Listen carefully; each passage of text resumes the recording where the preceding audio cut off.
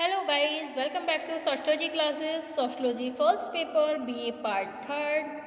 Today our topic is Karl Marx, 1883.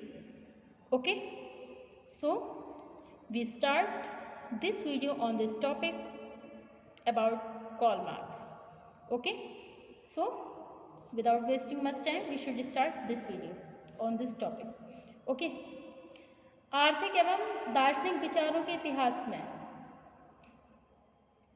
Karl Marx वह महान विचारक हैं जिन्हें साम्यवाद के जनक फादर ऑफ कम्युनिज्म के रूप में देखा जाता है। उन्होंने संपूर्ण विश्व के लिए एक ऐसी क्रांतिकारी विचारधारा दी कि उन्हें अंतर्राष्ट्रीय सर्वहारा वर्ग के महान शिक्षक और नेता के रूप में देखा जाने लगा। यह सच है कि कार्ल मार्क्स से पहले Saint Simon, Fourier, Robert Owen, Louis Blanc तथा अनेक दूसरे विद्वानों ने आर्थिक असमानताओं से उत्पन्न होने वाली समस्याओं तथा संपत्ति के न्यायपूर्ण वितरण पर बल देकर समाजवादी आधार पर अपने विचार प्रस्तुत किए थे। लेकिन कार्ल मार्क्स वह पहले विचारक थे जिन्होंने साम्यवाद की वैज्ञानिक विवेचना करके उसे संपूर्ण विश्व में स्थापित किया था। ओके, वह एक ऐसे राजनीतिक, आर्थिक तथा सामाजिक विचारक थे जो गरीबों, श्रमिकों और शोषित वर्गों के एक बौद्धिक मसीहा बन गए। मार्क्स ने सर्वहारा और शोषित व्यक्तियों को यह संदेश दिया कि वे संगठित होकर ही सामाजिक और आर्थिक विषमताओं को दूर करके अपने लिए एक वर्ग रहित समाज की स्थापना कर सकते हैं। ओके, अपने गहन अध्ययन के द्वारा उन्होंने यह प्रमाणित कर दिया कि अब तक के सभी समाजों का इतिहास वर्ग संघर्ष का इतिहास रहा है। पूंजीवादी व्यवस्था में भी ऐसे बहुत से आंतरिक दोष हैं जिनके फलस्वरूप सर्वहारा वर्ग द्वारा की जाने वाली क्रांति को एक नए समाज का निर्माण करना पड़ेगा। यह तो सच है कि 19वीं शताब्दी के मध्य से लेकर आज तक चाहे किसी विद्वान ने मार्क्स की आलोचना की हो अथवा उनका समर्थन किया हो, लेकिन प्रत्येक सामाजिक विचारक ने किसी न किसी रूप में कार्ल मार्क्स का उल्लेख अवश्य किया है। Okay, now the next topic है हमारा जीवन परिचय एवं कृतियाँ, life sketch and works of Karl Marx. Okay, Heinrich Marx के सबसे बड़े पुत्र कार्ल मार्क्स का जन्म 5 मई सन 1813 में राइन प्रांत के ट्रियर नगर के एक यहूदी परिवार में हुआ था। उनके पिता एक अच्छे लॉयर थे जिन्होंने कुछ समय बाद ईसाई धर्म ग्रहण कर लिया। किसी समय मार्क्स के जन्म स्थान ट्रियर को प्रिंस और बिशप का केंद्र माना जाता था, लेकिन 19वीं सेंचुरी के आरंभ में इस पर नेपोलियन का अधिकार हो जाने से धीरे धीरे वहाँ यहूदियों पर लादी गई नागरिक निर्योग्यताओं का प्रभाव कम होने लगा। इस प्रकार यहूदियों को भी विभिन्न व्यवसायों को करने की अनुमति मिल गई। वियना में नेपोलियन की हार होने के बाद राइन प्रांत प्रुशिया को सौंप दिया गया। फलस्वरूप यहूदी परिवार पुनः अपने नागरिक अधिकारों से वंचित होने लगे। इस प्रकार मार्क्स ने अपने बचपन से ही एक विभेदकारी व्यवस्था का अनुभव करना शुरू कर दिया।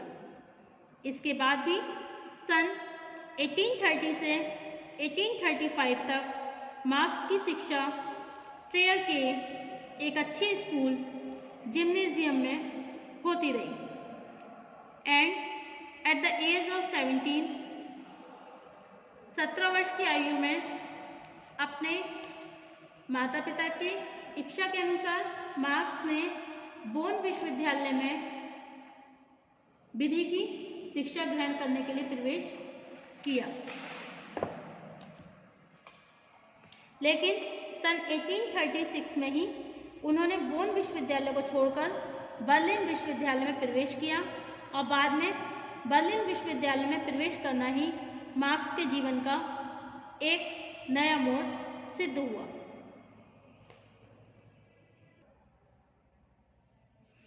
इस विश्वविद्यालय में प्रवेश करने से पहले ही हीगल की मृत्यु हो चुकी थी, लेकिन फिर भी विश्वविद्यालय में हीगल के विचारों का व्यापक प्रभाव था। यहाँ पर रहकर मार्क्स भी हीगल के विचारों से काफ़ी प्रभावित हुए और इसके अलावा यहाँ विधि शास्त्र के ऐतिहासिक संप्रदाय के प्रणेता सेविग्नी ने कार्ल मार्क्स को ऐतिहासिक अध्ययन तथा तर्क करने की क्षमता प्रदान करी, जबकि उनके एक दूसरे शिक्षक गेंस ने उन्हें सैद्धांतिक समालोचना का प्रशिक्षण दिया। ओके। सन 1841 में कार्ल मार्क्स ने जेना विश्वविद्यालय में अपना शोध शुरू करा। उसका शीर्षक था डेमोक्राइटस तथा एपिक्यूरस के प्राकृतिक दर्शन में भिन्नता। Okay. On the difference between the natural philosophy of Democritus and Epicurus. इसी प्रबंध पर मार्क्स को सन 1841 में डॉक्टरेट की उपाधि भी मिल गई। मार्क्स ने अपने उपर्युक्त शोध प्रबंध में एपिक्यूरस के इस दर्शन से प्रभावित होकर स्वयं भी धार्मिक विश्वासों का विरोध करना शुरू कर दिया। इस प्रकार सन 1841 से मार्क्स का विद्यार्थी जीवन समाप्त हो गया। अप्रैल 1843 में मार्क्स को अपने बचपन की मित्र जेनी से विवाह करना पड़ा और विवाह के बाद अपने खाली समय में कार्ल मार्क्स ने राजनीतिक और सामाजिक इतिहास पर मॉन्टेस्क्यू तथा रूसो के विचारों का गहन अध्ययन भी किया। अंततः नवंबर 1843 को मार्क्स ने जर्मनी के प्रतिक्रियावादी वातावरण से छुटकारा पाने के लिए पेरिस जाने का निर्णय किया और जर्मनी को छोड़कर 1843 में वो पेरिस आ गए।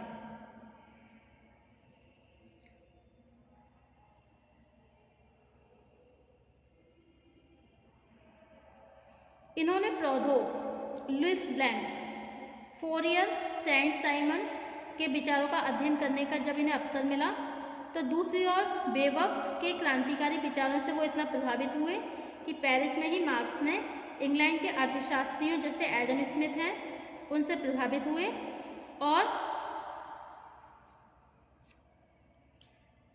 एडम स्मिथ से लेकर रिकॉर्डो तक के विचारों को समझने के लिए सिस्मोंडी जैसे उग्र सुधारवादी आलोचकों के विचारों का अध्ययन करा और पेरिस में ही मार्क्स ने प्रोधो की पुस्तक व्हाट इज प्रॉपर्टी, संपत्ति क्या है, का अध्ययन भी किया।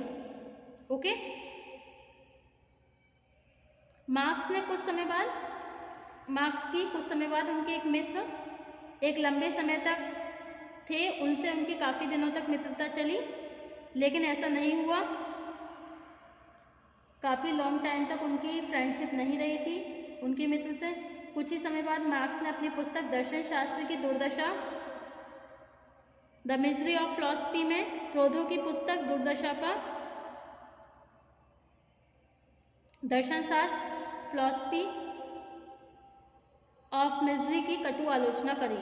उनका आरोप था कि प्रोधो ने ऐतिहासिक घटनाओं की विवेचना में भौतिक शक्तियों के द्वंद्व को बहुत गलत ढंग से प्रस्तुत किया। ओके।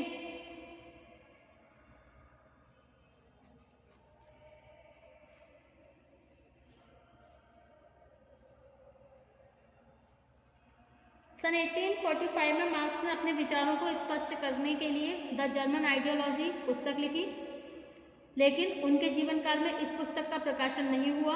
उनकी सबसे पहली प्रकाशित होने वाली पुस्तक का नाम था द होली फैमिली, जो सन 1845 में पब्लिश हुई। ओके। सन 1842 में मार्क्स को प्रीशिया सरकार द्वारा उन्हें अपनी पत्रिका राइनिश जाइटुंग राइन गजट में प्रीशिया और पूरे जर्मनी में पाई जाने वाली राजनीतिक और धार्मिक उत्पीड़न के विरुद्ध आवाज उठाने के लिए वहां से निष्कासित कर दिया गया। सन 1845 में फ्रांस की सरकार द्वारा मार्क्स को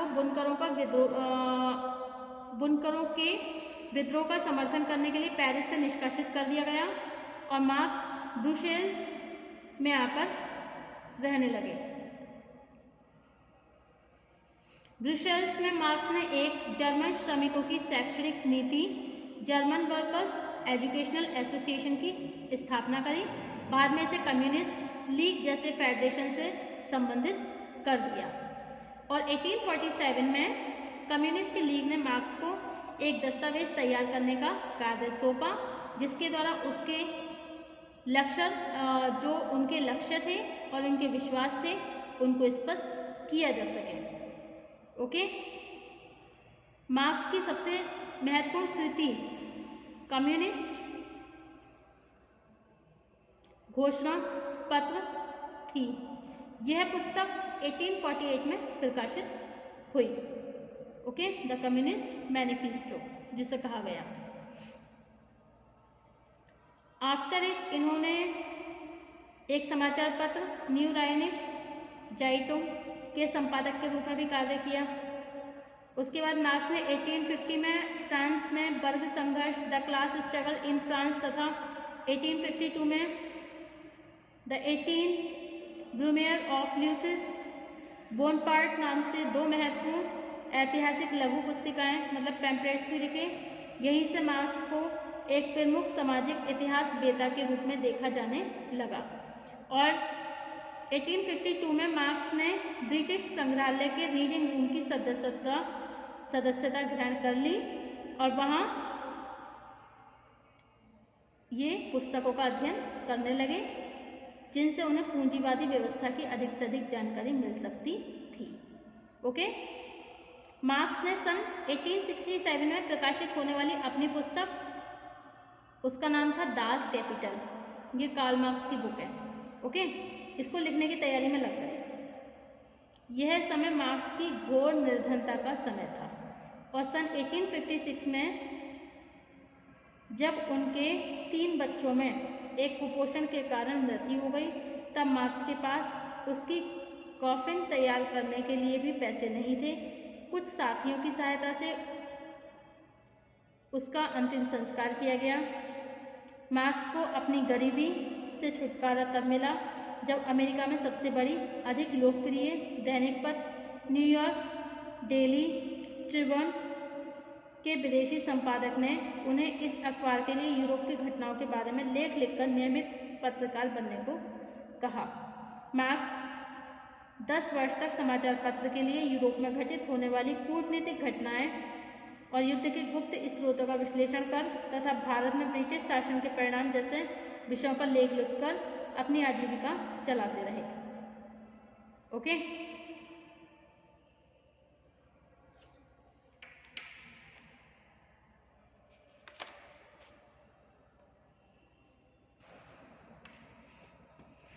मार्क्स अपने जीवन भर साम्यवाद को वैज्ञानिक रूप देने, शोषित मजदूर वर्ग को उसके अधिकार दिलाने तथा सर्वहारा वर्ग को संगठित करने के लिए जो भागीरथ प्रयत्न करते रहे, उनके फलस्वरूप पूरे विश्व में युगों युगों तक मार्क्स का नाम अमर हो गया।